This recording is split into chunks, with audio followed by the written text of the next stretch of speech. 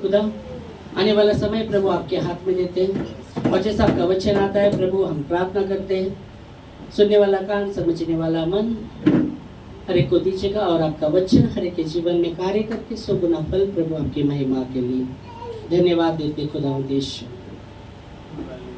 धन्यवाद देते हैं। हम सभी आपके हाथ में आते हुए यीशु के नाम से आमीन आमीन प्रेज लॉर्ड। कई बार हम आराधना के विषय में देख रहे थे, आराधना के विषय में, तो आज हम स्तुति के विषय में देखेंगे। आराधना स्तुति के विषय में भी चलता रहेगा। तो स्तुति का मतलब क्या?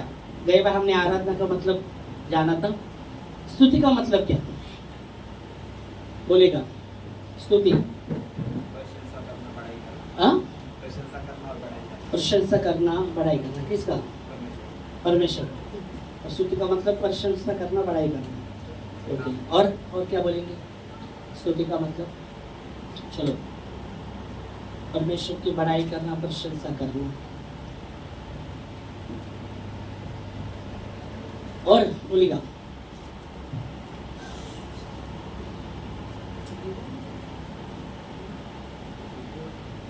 जो व्यक्ति है, जो श्रेष्ठ व्यक्ति है, उसका प्रशंसा करना, उसका गुणों का उसका प्रशंसा करते हुए जैसे उसके जय जयकार करना, उसका जय जयकार करना। हालेलुया। स्तुति का मतलब है उस व्यक्ति को उसका प्रशंसा करना, उसके गुणों का प्रशंसा करना, उसके गुणों का प्रशंसा करना, उसका जय जयकार करना, उसको कहते हैं स्तुति। आमीन हालेलुया। और बाइबल में कहा गया है, परमेश्वर का वचन हमने अभी आराधना में लिया था, भजन संहिता 104 में, उसके फाटकों में धन्यवाद के साथ, उसके आंगनों में स्तुति के साथ प्रवेश करो क्योंकि वह भला है। आमीन। भजन संहिता 104 में हम देखते हैं, पढ़ेंगे। उसके फाटकों से धन्यवाद, उसके फाटकों में से धन्यवाद, और उसके आंगनों में स्तुति करते हुए प्रवेश करो। उसके आंगनों में कैसे प्रवेश करो?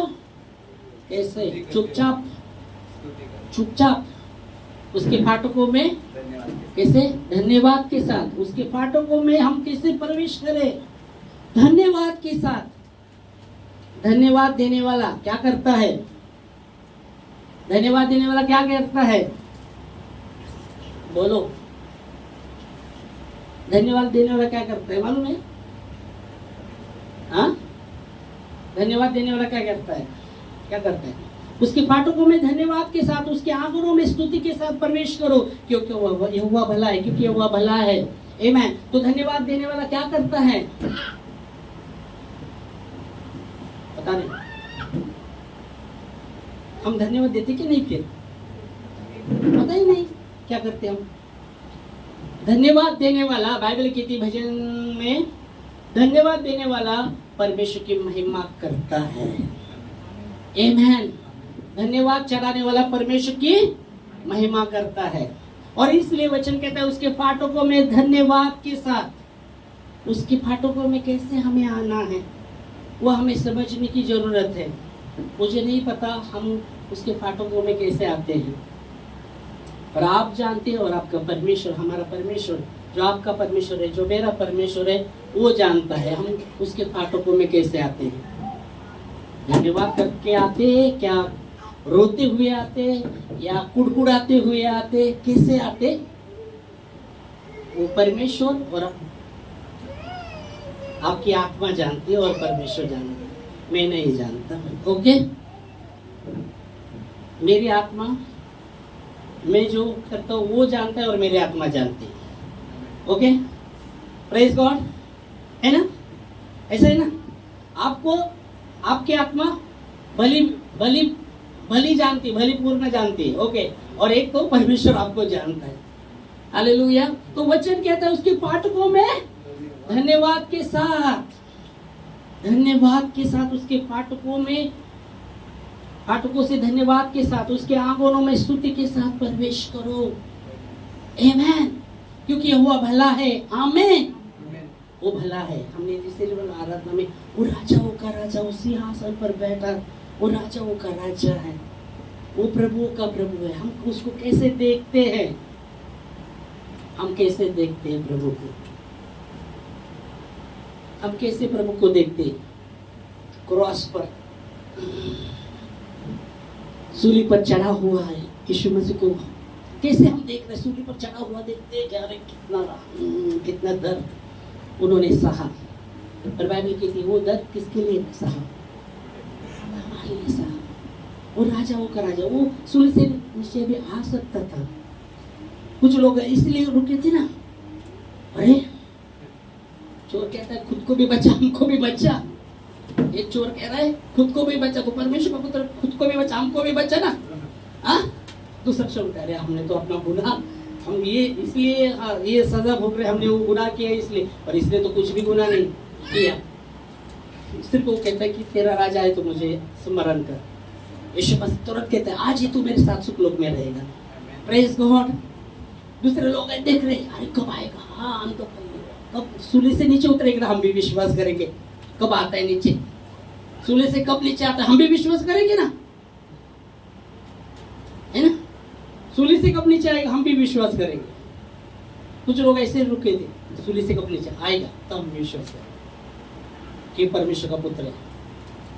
तो यीशु मसीह को आना पड़ा कि सूली से नीचे आ सकते थे पर नहीं आए यीशु मसीह। अच्छा होता था ना, नीचे आना चाहिए था। वो लोग भी यार विश्वास करते थे ना, जो रुके हैं वो रुके ना, सूली से नीचे हम भी विश्वास करेंगे तो परमेश्वर का पुत्र है। पर यीशु मसीह सूली से नीचे नहीं आए। तो बाइबल कहती फिर भी उन लोगों ने जाना यही परमेश्वर का पुत्र था। आमेन। कैसे जाना उन्होंने? बाइबल कहती जब उसने प्रभु ने अपना प्राण पिता के हाथ में सौंप दिया और आत्मा छोड़ा, पूरा अंधेरा भेज दिया, है ना? वो तो स्टोरी में आपने सब ओके बाइबल में पढ़ा है आपने। ओके तो बता दीजिए और क्या हुआ? वहाँ पूरा अंधेरा हो गया, दिन में ही अंधेरा हो गया। और क्या हुआ? भूकंप हुआ और क्या हुआ? भूकंप हो गया। सब लोग मरेले अच्छी आत्मा, वो मरे हुए लोग जो अच्छे आत्मा थे वो उठकर अपने घर गए। वचन कहता है वो जो मरेले लोग जिंदा होकर अपने घर गए। Praise God. तो परमेश्वर, वचन कहता है प्रभु को हम कैसे देखते? परमेश्वर को, प्रभु को हम कैसे देखते? इसलिए बोला हम जो देखने का, प्रभु को हम क्या देखते, क्या समझते और क्या कैसे देखते? वो राजाओं का राजा है, वो प्रभु का प्रभु है, स्वर्ग उसका सिंहासन है, उसकी पाँव पृथ्वी उसकी पाँव की चौकी है। वो अद्भुत है, वो अद्भुत है। एक जन आमीन बोला, बाकी सब वो भी थोड़ा रुक कर बोला आमीन। बाकी सब बाइबल कहती है हमें ठंडा नहीं रहना बाबा, ठंडा नहीं। ठंडा व्यक्ति जब गिर जाता है ना, लोग देखते हैं ठंडा गिर गया ना, मर गया। उसके शरीर में अगर गर्मी नहीं, ठंडा, सब बॉडी ठंडा हो गया, गया वो जिंदा नहीं। तो हमें ठंडा नहीं रहना, ओके? ठंडा नहीं रहना हमें। और बाइबल की गुनगुना भी नहीं रहना, गुनगुना भी नहीं रहना, गुनगुना ठंडा का उदाहरण मैंने बताया। हाँ, ठंडा का उदाहरण क्या बोला मैंने? ठंडा का उदाहरण बोला बॉडी। अरे ओ ठंडा का उदाहरण हमने क्या देखा? मर गया वो व्यक्ति, ओ ठंडा, और उसका बॉडी ठंडा हो गया। ओके, गुनगुना का क्या बोलेंगे? उसका क्या मतलब बताएंगे? कैसा बोलेंगे वो व्यक्ति के विषय में? गुनगुना, हाँ बोलो, चलो। हाँ, आज मरा, गुनगुना, आज मरा, आधा जिंदा है क्या? कोमट, हाँ ओके, गुनगुना, उसको कोमट को गुनगुना। तो गुनगुना का मतलब कैसे बताएंगे? तीन कैरेक्टर के, बाइबल में 3 कैरेक्टर के विषय में, ठंडा, गुनगुना और गरम। के विषय में बताया है ना? तो गुनगुना के मतलब कैसे कैसे बोलेंगे कैरेक्टर के लोग उसके विषय में। ठंडा तो बोले यार मर गए, वो पूरा बॉडी उसका ठंडा, मतलब जान नहीं है उसके अंदर। ओके, तो प्रभु को वो नहीं चाहिए। ओके, क्योंकि हमारा परमेश्वर जीवित परमेश्वर है, जीवितों का परमेश्वर है। आमेन, जीवितों का परमेश्वर है। ओके, तो गुनगुना का मतलब वो कैरेक्टर के लोग कैसे बोलेंगे गुनगुना? हाँ, सीरियस नहीं शायद, हाँ, कोमा में गए क्या? कोमा मतलब कोमा में, गुनगुना मतलब कोमा में गए। ओके, कोमा में मतलब आधा जिंदा आधा मारा। और कोमा में गए हो वो व्यक्ति का बचा तो बचा, नहीं तो नहीं, बचा तो बचा, बाहर आया तो आया, नहीं तो गए तो गए। ओके, तो वो व्यक्ति का वर्णन कैसे करेंगे अपन? कभी विश्वास में प्रेज गॉड हालेलुया, दूसरे दिवस एकदम उसमें हवा भर के वचन, कभी प्रेज लॉर्ड, कभी प्रेज लॉर्ड भी नहीं, कभी हाथ ऊपर आएगा, कभी हाथ ऊपर भी नहीं आएगा। तो गुनगुना, गुनगुना भी नहीं रहना, क्योंकि बाइबल कहती है जो गुनगुना है उसको मुंह से निकाला जाएगा। इसलिए हमें आंख से भरे हुए लोग बन रहना है। आमीन। देखो अभी भी कितना ठंडे अपन ना। आमीन, आमीन, प्रेज गॉड, आमीन, प्रेज लॉर्ड बोल सकते हैं। ओके, किधर भी आमीन मत बोलना, नहीं तो एक लेडी थी, वो एकदम गवाही को उठी, बोले हाँ, गवाही दे रही थी, मैं जा रही थी और मेरा गाड़ी का एक्सीडेंट हुआ और आमीन। वो गवाही दे रही थी, वो बोल रही मैं जा रही थी, मेरे गाड़ी का एक्सीडेंट हो गया, वो टूट गया, आमीन। अरे क्या, किधर आमीन बोल रहे? आमीन का अर्थ क्या है? ऐसा ही हो, मतलब वापस आमीन का अर्थ, तो किधर आमीन बोल रहा है वो भी समझना चाहिए। पर आमीन बोलना है, पर किधर रिसीव, आमीन का अर्थ हम क्या है? स्वीकारते हो हमारे जीवन में। आप आमीन ही नहीं बोलेंगे, इधर से वचन आ रहा है, बहुत बढ़िया बढ़िया बढ़िया परमेश्वर दे रहा है, उसको स्वीकारेंगे नहीं, कैसा कार्य होगा ना? और हम बोलेंगे हाँ किती विश्वास करतो मी, आमचा विश्वास किती मोटा, हमारा विश्वास कितना बड़ा है। स्वीकारेगा, जब तुम स्वीकारेंगे तभी वो प्राप्त होगा। यीशु मसीह ने भी कहा जो भी प्रार्थना में मांगा प्रतीति करो, वो मिला तब मिलेगा। तो वचन जब आता है उसको स्वीकारना सीखिएगा। आमीन, उसको स्वीकारना हमारे जीवन, क्योंकि वचन, बाइबल कहते हैं परमेश्वर का वचन आत्मा और जीवन है। परमेश्वर का वचन सजीव है। हालेलुया, परमेश्वर आपके उसके वचन के द्वारा कार्य करता है। आमीन। तो उसके फाटकों में धन्यवाद के साथ उसके फाटकों में प्रवेश करना है, उसके आंगनों में स्तुति के साथ प्रवेश करना है। Praise God. तो स्तुति कब करना है? कब करना है स्तुति? कब करना है? चर्च में आने के बाद, घर जाने के बाद? कब करना है स्तुति? हाँ, करते क्या? करते क्या? हर समय बोलो ईमानदारी से, परमेश्वर यह गवाह है। ईमानदार हर समय तकलीफ हो रहा है, करते क्या? तब क्या करते? तकलीफ हो रही है के बाद क्या करते? कर रहे थे,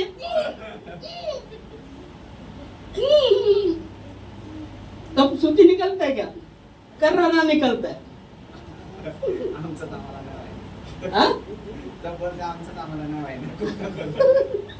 तो कर रहे थे, तो वचन क्या? अभी तुम बोले, मैं नहीं बोला हर समय करना है।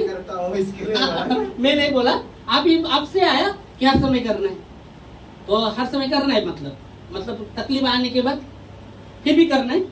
हाथ नहीं उठा रहा,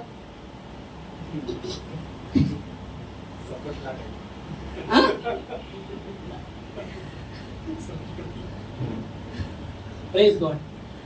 प्रभु जय जय जय जय जय जय जय जय, प्रभु जय, यीशु मसीह की जय। जय बोलो ना, आमीन तो है, आमीन, जय, हालेलुया। बहुत बहुत बहुत बहुत बहुत बहुत बहुत बहुत गुनगुना गुनगुना से निकलना बहुत जरूरी बाबा, नहीं तो गुनगुना, प्रभु का वचन कहता है गुनगुना को हाँ मुंह से फेंका दे, मुंह से फेंका जाएगा गुनगुना। तो हमें कैसा रहना है? आग से भरे, आग से भरे लोग, हमें आग से भरे लोग, क्योंकि वचन कहता है परमेश्वर अपने लोगों को क्या करता है? आग से भरता है। भरते ना, भरते ना, परमेश्वर अपने लोगों को आग से भरता है। जब वो अपेक्षा करता है कि हम आग से भरे लोग हो, हम ठंडा नहीं होना चाहिए, हम गुनगुना नहीं होना चाहिए, आग से भरे हुए लोग होना चाहिए, तो वो परमेश्वर आग से भरता है। और हम मांगते हैं कि आग, आग प्रभु आग अग्नि से, क्योंकि बाइबल की परमेश्वर का वचन सुबह बोला हथौड़ा, उस दिन बोला हथौड़ा, सुबह ही बोला ना हथौड़ा, सुबह बोला हथौड़ा, तो उसका वचन आग भी है। आमेन, उसका वचन आग भी है, हथौड़ा है तो आग भी है। आमेन, हालेलुया। तो आग से भरे हुए लोग होना है। इब्रानियों में लिखा गया, इब्रानियों 1:7 में, वो अपने लोगों को आग से भरता है, अपने सेवकों को आग से भरता है और अपने दूतों को पवन जैसे बनाता है। देखो इब्रानियों 1:7 में, और स्वर्गदूत के विषय में यह कहता है, वो अपने दूतों को पवन और अपने सेवकों को धगधगती आग बनाता है। कैसा बनाता है? ओ प्रेज गॉड। कैसे आप? और हम क्या है? कोई गुनगुना गुनगुना गुनगुना गुनगुना गुनगुना। कब तक गुनगुना रहने का बाबा? नहीं ना, नहीं ना, पहले ले आगे नहीं भरलेलं होतो, पहिला बहुत आग से भरे थे, अभी गुनगुना हो गए। इब्रानियों 1:7 में क्या किसी को बोल पूछा, लय प्रार्थना करायचो, लय पहले प्रार्थना करता, अभी क्या कर रहे हैं, अभी क्या है तेरा? बहुत प्रार्थना करता था, अभी देखा तो प्रार्थना किधर है? पहिलं लय होत, पहिलं बापरे, एवढा अटूट विचार होता, एवढा विश्वास होता ना, इतना बड़ा विश्वास था ना। फिर वो विश्वास का क्या हुआ? वो संभालायची नहीं ना, दिया प्रभु ने खो दिया। तो बाइबल कहती है परमेश्वर अपने लोगों को क्या करता है? हाँ, धकधकती हुई आग, धकधकती हुई आग।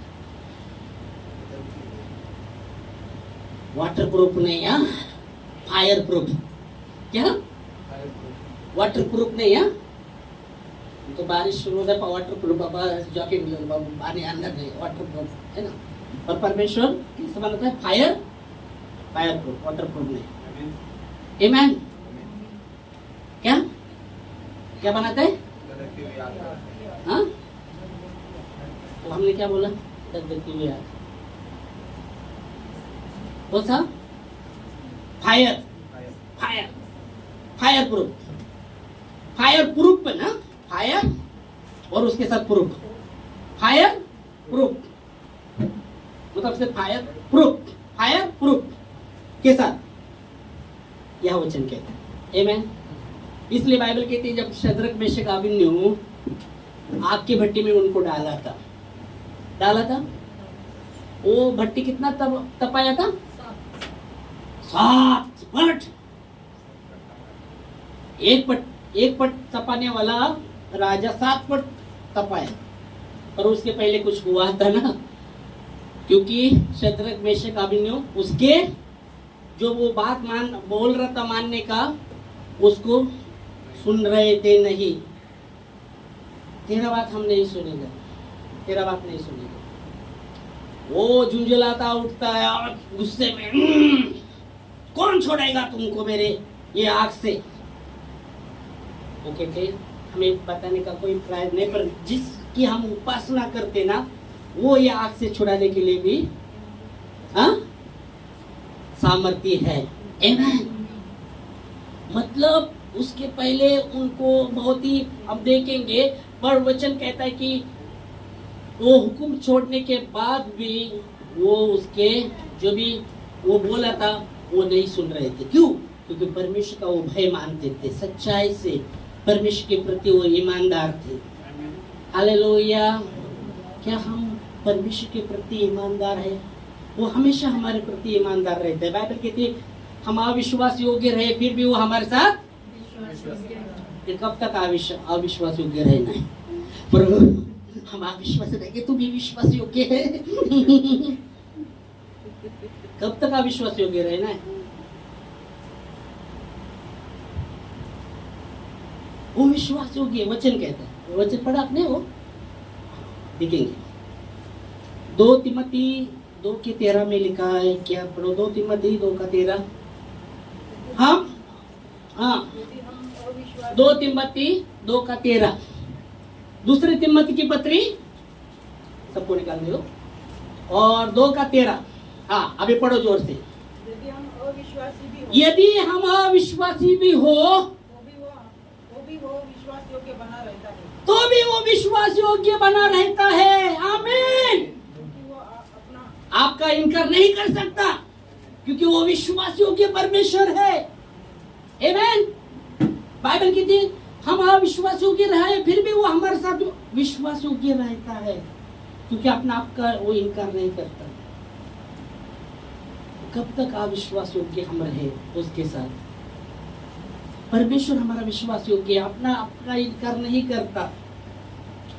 इसलिए जब शद्रक मेशक अबेदनगो के विषय में हम देखते हैं, राजा ने हुक्म छोड़ा फिर भी वो नहीं मान रहे थे। क्यों? परमेश्वर का वो भय मान रहे थे और परमेश्वर के प्रति वो वफादार थे। क्या हम परमेश्वर के प्रति वफादार होते हैं? आज मैं जैसे पिंपरी में गया था और वो एक ही लेडी है विश्वास करते, उसके परिवार के बच्चे कुछ विश्वास नहीं करते। उनका शादी विधि हो गया है सबका, पर उनके बच्चे उधर ही, उनके बेटियां उधर ही आसपास रहते हैं। और उनके सास, उनका उम्र होकर गुजर गए। अभी 1 महीना हो गया रहेगा। तो जैसे वो गुजर गए तो घर में कुछ तकलीफ से गुजर रहे थे। एक बार उसके बेटी को तकलीफ हो रहा था और फिर हम जब गए तब वो तुरंत वो हॉस्पिटल में जा रहे थे, क्योंकि उसको चक्कर आ रहा था और छाती में बहुत दर्द हो रहा था। और वो उस बेटी कितना, मुझे लगता है 15 या 16 साल की रहेगी वो लड़की, उसकी बेटी। और हम जा रहे थे, वो बाहर आए थे हॉस्पिटल लेके जाने के लिए। और जैसा उन्होंने देखा, बोले हम प्रार्थना करके जाएंगे। फिर उसके बेटी को उधर बिठाया, फिर हमने प्रार्थना करो इसके लिए प्रार्थना। बहुत उसको दर्द बहुत छाती में हो रहा था और बार उसको बहुत चक्कर आ रहा था। वो रो रही थी, वो लड़की 16 साल की लड़की रो रही थी और इतना दर्द। मैं बोला कब से हो रहा है? बोले 5 दिन हो गया। खांसी भी उसको और सर्दी भी, देखो मैंने सर्दी भी था उसको, और 5 दिन से उसको तकलीफ हो रहा था। तो मैं बोला किया प्रार्थना। बोले ठीक है, आप एक बार दिखाओ मेरे डॉक्टर को दिखाओ। तो बोले फिर मैं बोले हाँ अभी जाएंगे। मम्मी भी मेरे साथ थी। दोपहर की बात है, जैसे गए हफ्ते में। तो मम्मी को मेरा जैसे बात किया उनसे, बोला हाँ हॉस्पिटल दूर है क्या? बोला वो साइड के, उसको चक्कर आ रहा था, दर्द हो रहा था। मैं मम्मी को बोला रुक, मैं उनको छोड़ता हूँ। वो लड़की को लिया, उसके शोभा वो बहन को लिया और वो उधर वो साइड को लेके गए हॉस्पिटल में। तो उधर शायद वो चेक किया, में आने के बाद पूछा तो बोले दवाई, ये बोला उसका ECG निकालना पड़ेगा। बोले ECG निकालना पड़ेगा। तो उस दिन संडे था तो कुछ हॉस्पिटल बंद थे। तो उसके बाद मैंने जब पूछा तो बोले आज तो कल देखेंगे। बोले तो आए। तो आज बता रहे थे कि डॉक्टर ने तो एडमिट करने को बोला था। दूसरे दिन जब गए तो एडमिट करो बोला, पर उसने एडमिट नहीं किया। पता नहीं क्यों नहीं किया। पर फिर वो डॉक्टर बोले तुम्हारी जिम्मेदारी पर लिख के दो, तुम्हारा बेटी तुम खुद की जिम्मेदारी पर लेके जा रहे। क्यों? क्योंकि कुछ हुआ तो नहीं, क्या जो भी उसका वो बोले थे ECG वो निकाला, उसमें कुछ तो दिखाया रहेगा। तो इसलिए बोले एडमिट अभी एडमिट करना पड़ेगा।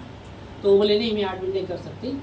और फिर वो बोले तुम लिख के दो कि तुम्हारी बेटी, तुम खुद लिख के दो, साइन करके दो, तो तुम्हारी जिम्मेदारी पर ले दे।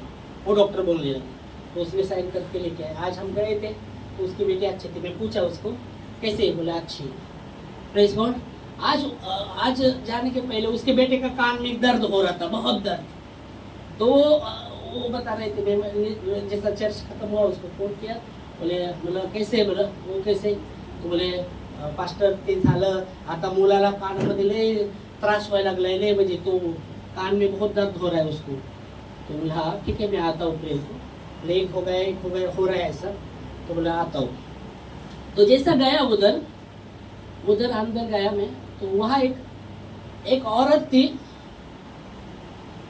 धागा गले में धागा बैठी थी। उसकी बेटी से वो बात कर रहे थे, बोले मैं जब गया, बोले पास्टर आए। वो बोले हाँ, मैं गया अंदर बैठा, तो वो लेडी बोल रही पास्टर, उसका नाम, उसके बेटी को बोले चलो हम उतर जाएंगे। ये शोभा बहन बोली नहीं बैठो, नहीं था बैठो, उसको बिठाया। फिर उनका कुछ चल रहा था, पूड़ी बीड़ी क्या कुछ तो चल रहा था उसके बेटी का। और फिर मैं थोड़ा रुका, फिर मैं ठीक है प्रार्थना करते।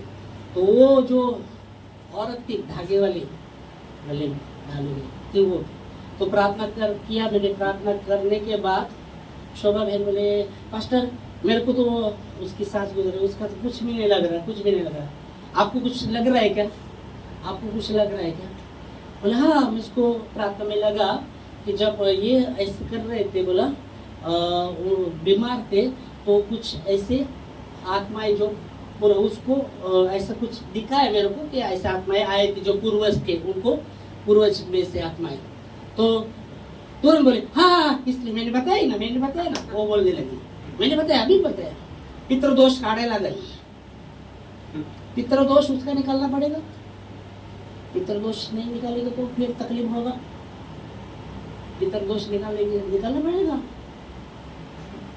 मैं बोला वो नहीं निकाल सकते, वो प्रभु में, मतलब ये प्रभु में, उसका बेटा बहू किधर है, वो प्रभु में, वो तो उन पर तो आएगा ना। मैं चुप बेटा बोले मैं भी एक देखती, मेरे पास लोग आते हैं देखने के लिए, मेरे में कुछ तो है, हमारे गुरु रहते, हाँ गुरु है, मेरे में कुछ है।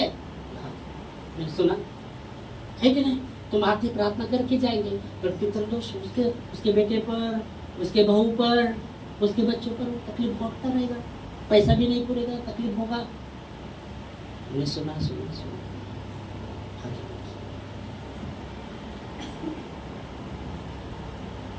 फिर मैंने बोला वो नहीं कर सकते, और वो विश्वास करते ना प्रभु पर सच्चाई से, तो प्रभु उसके द्वारा उसके परिवार को भी संभालेगा। उसको मैं बोलना,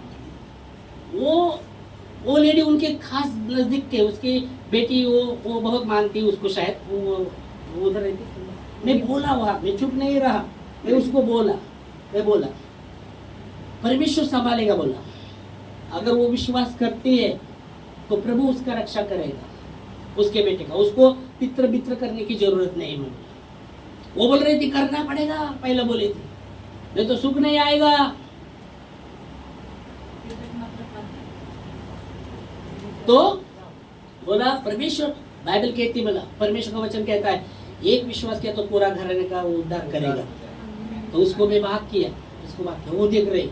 फिर बोला वो बोल रहे थे ना, बड़े ये कर रहे थे, मैं लोग मेरे को समझता है। तो मैं जब बोला ना ऐसा सब प्रॉब्लम, बोले मैं वही बोली, देखो मेरा सर जाम हो गया, इधर उधर जाम हो गया, नस में वो पितृदोष का ये दर्द हो रहा है। बोला हाँ क्या। तो मैं बोला देखो, तो वो बोल रहे थे मेरे पास लोग देखने को आते, बहुत लोग आते। हाँ क्या।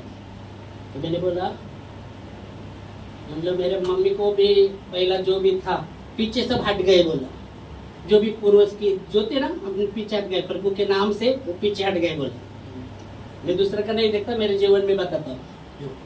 और फिर मैं बोला वो गुरु का बंधु, बहुत से ऐसे बाबा भी मेरे विरोध में बैठे थे देखने के लिए मेरा चेहरा, और नहीं देख पाए। वो देख रहे ऊपर नीचे दिख रहे थे। तो बात किया आग ही दिखता है परमेश्वर का उनको, मेरा चेहरा दिखता नहीं, आग दिखता है। बोला तो देख रहे कुछ नहीं बोल पाए। फिर मम्मी का तब तक फोन आया, उसका हुआ था। फिर मैं बोले चलो जाते हम। कुछ बोली नहीं, वो सब चुप हो गए। तो उसके पहले बहुत बात कर रही थी।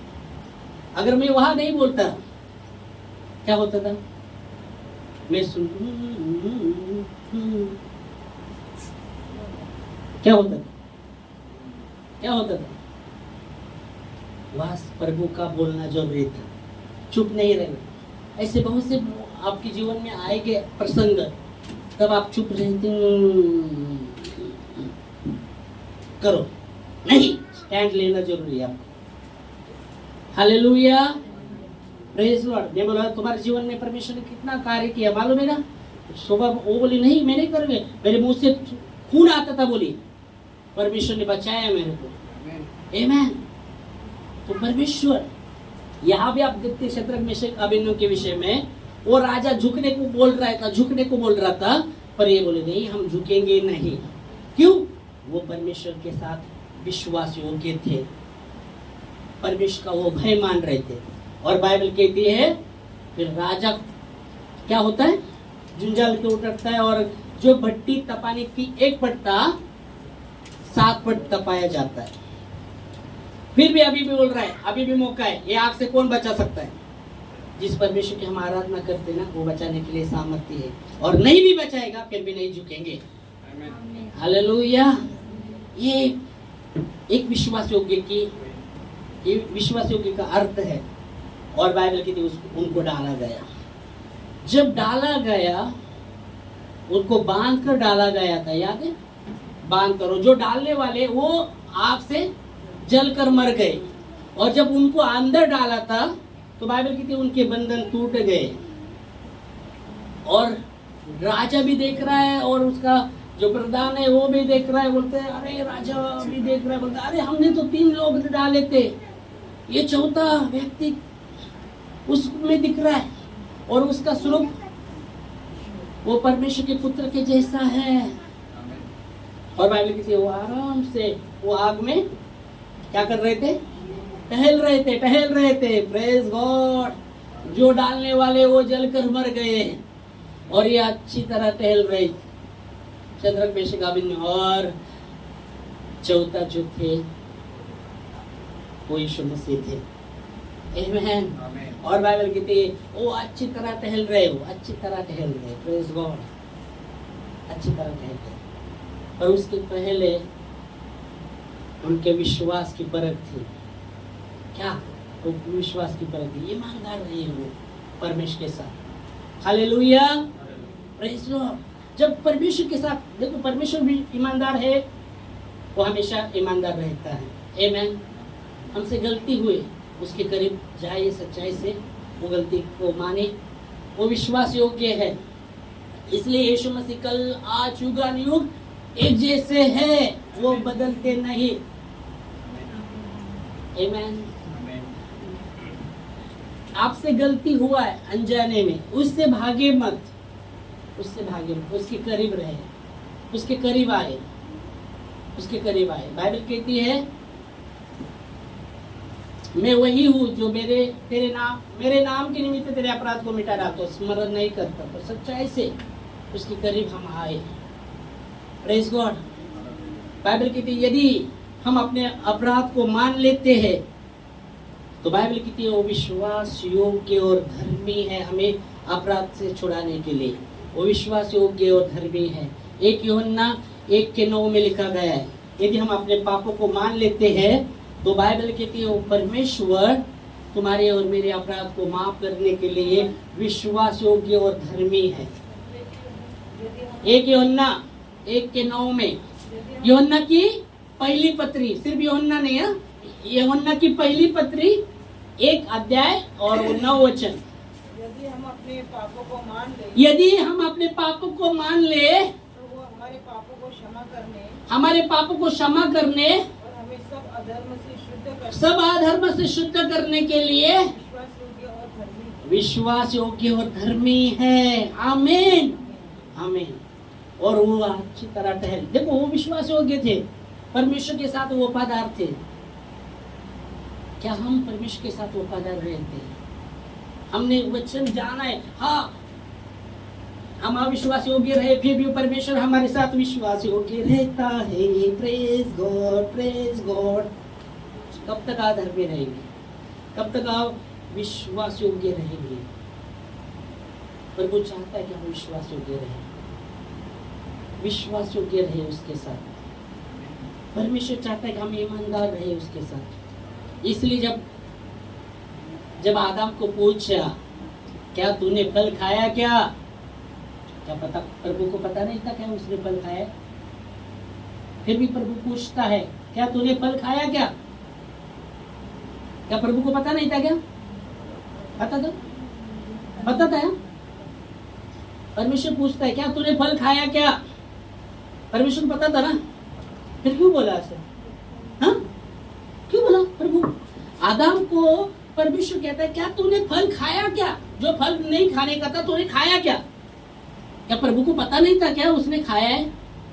परमेश्वर तो सब ज्ञानी परमेश्वर है, सब कुछ जानने वाले परमेश्वर है। बाइबल कहती तुम्हारे विचारों को मन के माजिद मेरे और तुम्हारे विचारों को मन के विचारों को भी जानने वाला वो परमेश्वर है। मन के हर एक विचारों को जानने वाला परमेश्वर है। इसलिए दावीद राजा कहता है कि तू मेरे मन का स्वामी है, तूने मेरे माँ के गर्भ में मुझे रचा है। आमीन, हालेलुया। क्या पता नहीं था क्या? पता था, मतलब पता था। फिर भी प्रभु ने पूछा क्यों पूछा?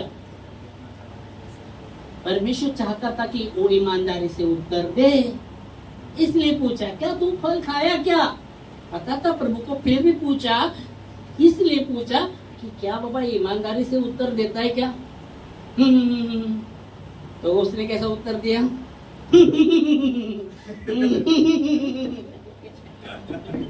सिर्फ पूछा था खाया क्या नहीं खाया, तो क्या कहता है तूने जो पत्नी दी।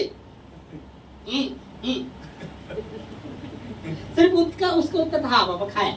उसने नहीं पूछा था परमेश्वर ने तुझको किसने खिलाया, यही पूछा था कि खाया क्या। तो ईमानदारी से प्रभु चाहता था कि उत्तर दे हाँ बाबा खाया।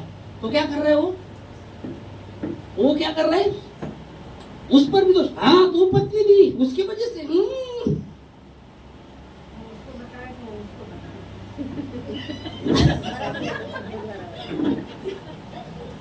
देखो सामरी जब वो स्त्री थी ना, यीशु मसीह कहता है जा तेरे पति को बुला। वो ईमानदारी से उत्तर देती है, बोलते मेरे को पति नहीं। बोला बराबर तू बोली, क्योंकि तेरे 5 होके गए वो लोग और जिसके साथ रहती वो भी तेरा पति नहीं। उसने ईमानदारी से उत्तर दिया। देखो प्रभु ने पूछा था, उसको प्रभु को पता था उसके 5 होकर गए और जिसके साथ रहती वो भी उसका पति नहीं। फिर भी प्रभु ने कहा तेरे पति को बोला। वो कहते मेरे को पति नहीं, तो तुरंत प्रभु बोलते, तो वहां उसने ईमानदारी से उत्तर दिया। हम कितनी ईमानदारी से प्रभु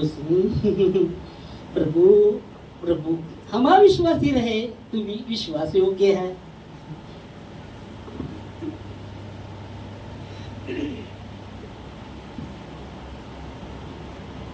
नहीं, प्रभु चाहता है हम ईमानदारी से, सबसे अधिक वो चाहता है ईमानदारी चाहता है। परमेश्वर ईमानदार है और वो अपेक्षा करता है कि हम उसके साथ भी ईमानदार रहे। आमीन, विश्वास योग्य रहे, क्योंकि वो विश्वास योग्य, बाइबल कहती है वो विश्वास योग्य परमेश्वर है। हालेलुया। इसलिए यीशु मसीह ने उस दाखले में कहा कि किसी को 5 दिया था उसने और भी 5 बनाए। वो कहता है विश्वास योग्य दास, थोड़ी थोड़ी बातों में विश्वास योग्य रहा, मेरे आनंद में शामिल हो। हालेलुया। दूसरे को कितना दिया था? तोड़ा। एक को 5, दूसरे को कितना दिया था? देखो तोड़ा कितना दिया था वो भी पता नहीं क्या हमको। हाँ 2 का 3 था, पक्का 2 का 3 है। एक को 5 दिया, एक को 3 दिया ना, क्या 2 दिया था? 2 है पक्का।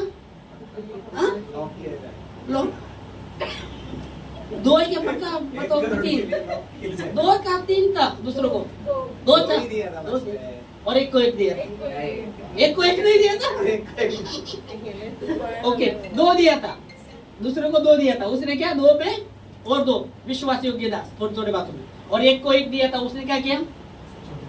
क्या किया? हम अविश्वास रहे तो भी विश्वास योग्य है, छुपा कर रखा। और फिर उसने स्वामी ने पूछा तूने क्या किया जो तुझे 1 दिनार दिया था? क्या मुझे पता था, जहाँ तू बोलता नहीं वहां काटता है। इसने छुपा कर रखा। तो स्वामी क्या बोला उसको? हाँ, दुष्टदास, दुष्टदास, दुष्टदास बोला, दुष्ट नहीं, दुष्ट था। दुष्टदास। आगे सिर्फ दुष्टदास बोला क्या? आगे क्या बोला उसको? आगे कुछ बोला कि नहीं बोला? बोला ना? बोला, क्या बोला मालूम नहीं अभी, आधा तो पता है, आधा ऊपर है, आधा नीचे। ओके, तो तुझे पता था जहां मैं बोलता नहीं वहां, जहां बोलता नहीं वहां काटता, तो तूने वो लिया क्यों? अगर वो मैं किसी को देता उस पर कुछ आता था। और बाइबल कहती है दुष्टदास, और अपने दास को कहते हैं इसको, इसके पास जो भी है उसका निकालो और जिसके पास है उसको दो, क्योंकि लिखा है जिसके पास कुछ नहीं उसका जो भी है वो निकाला जाएगा, जिसके पास है उसको दिया जाएगा। आमीन, हालेलुया। तो कहने का तात्पर्य क्या है? परमेश्वर का वचन से हम परमेश्वर के साथ विश्वास योग्य रहे। तो वापस उसके फाटकों में धन्यवाद के साथ, उसके अंगूरों में स्तुति के साथ प्रवेश करें। आमीन, क्योंकि वह भला है। आमीन, उसकी भलाई सदा के लिए। और इसलिए ये कि यूहन्ना 1:9 में लिखा गया यदि हम अपने गुनाह को मान लेते हैं तो बाइबल कहती है वो परमेश्वर हमारे सब अधर्मों से शुद्ध करने के लिए विश्वास योग्य और धर्मी है। आमीन, हालेलुया। तो परमेश्वर अपने लोगों को क्या बनाता है? विश्वास योग्य। परमेश्वर अपने लोगों को क्या बनाता है? वो फायर ग्रुप। और इसलिए जब बाइबल कहती जब उनको बाहर बुलाया गया, आग का एक लो भी, उसके अग्नि का एक लो भी उनके बाल को भी नहीं लगा था। Praise Lord. क्यों नहीं लगा था? क्यों नहीं लगा था? परमेश्वर अपने लोगों को फायर प्रूफ बनाता है। आमीन, प्रेज गॉड। इस समय हम खड़े होंगे, अगली बार स्तुति के विषय में और विस्तृत करेंगे। आमीन। संपूर्ण खत्म हो गया। मैं सोच रहा था कब खत्म होगा। 8:30 बज गया, घर जाना है, खाना भी खाना है। रोज खाना होता है।